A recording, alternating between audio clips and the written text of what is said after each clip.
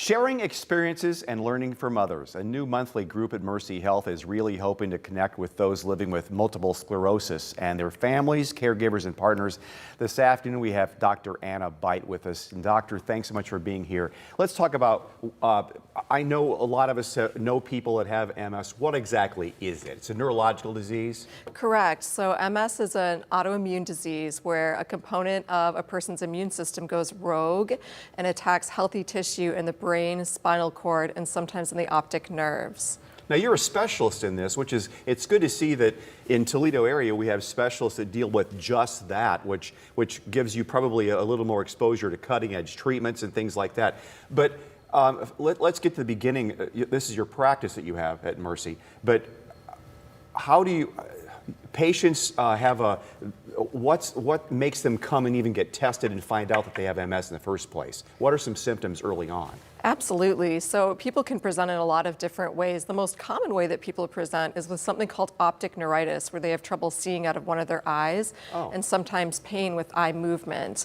Sometimes people can come in with something called transverse myelitis, where they have numbness or weakness in their arms or legs, or they can have dizziness and trouble speaking.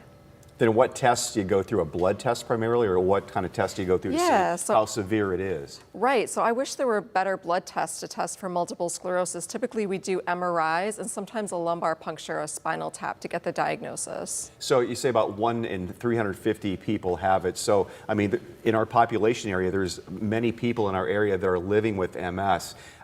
Typically, does it strike young adults or it can strike at any age? So it really can strike at any age, but it's most common with people in their 30s and 40s. All right, let's talk about the support group then. So it is, I think this is fantastic because if you have someone with MS, with any disease, whether it's that, infertility, a whole litany of things, it's comforting to get support from other people who can share their stories and make you feel you're not alone, but also to share information they know about new treatments, a good doctor, maybe some hope of something nationally that's coming out. Right, absolutely. I think that that'll be really helpful. So you got this idea from talking to some of your patients? Right. So I had a patient come in, a young lady, and she told me that she didn't know anybody with multiple sclerosis, which I thought was really terrible. I told her I know lots of people with MS and decided to start a support group. Now, what are treatments that are out right now? There's no cure, we know that, but what drugs are coming out, and how much have you seen changes in the last few years? There have been a lot of changes in the last few years. We have a lot of medications used to treat MS.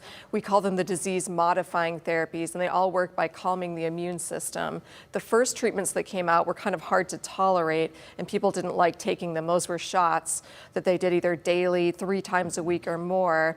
Now we have pills and IV therapies, so therapies that you go to an infusion center or a nurse comes and gives you an IV and you can get the medication that way. Those are more effective and better tolerated. And there's so many different kinds too, because some people are able to still keep walking for years, others are in a wheelchair pretty rapidly.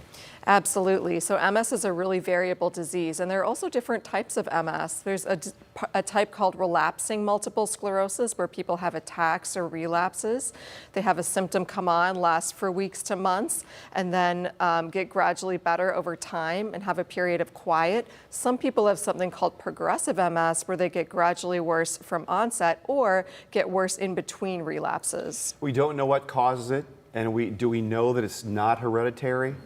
So we think that it's a combination of factors that cause multiple sclerosis. We know that there are some genetic factors, but unfortunately we don't have a gene that we can test that will tell people whether they get MS or not.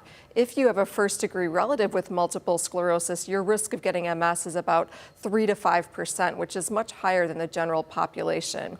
Some other things that increase your risk are being white, being genetically female, growing up far away from the equator, low vitamin D levels, smoking, and exposure to certain viruses, especially the Epstein-Barr virus or the virus that causes mono. That's interesting. For information on how to get to the support group, here it is. Tell us about it. Right, so it's going to be a support group once a month on Tuesdays at Mercy Health.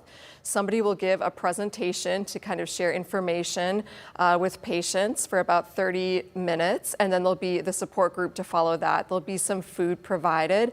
I'm going to give the first talk, which is what is MS, and then we're going to have people more interesting than me, like physical therapists, occupational therapists, people like that come in and share information about MS and treatments for MS. This is next Tuesday it starts. Correct. Okay, great. Well, I'm glad the timing was great, you coming in today, and thank you so much. This is for anyone with MS or even a family member or a friend or wants to learn more about MS. Thank you so much for coming in today. Oh, We'll be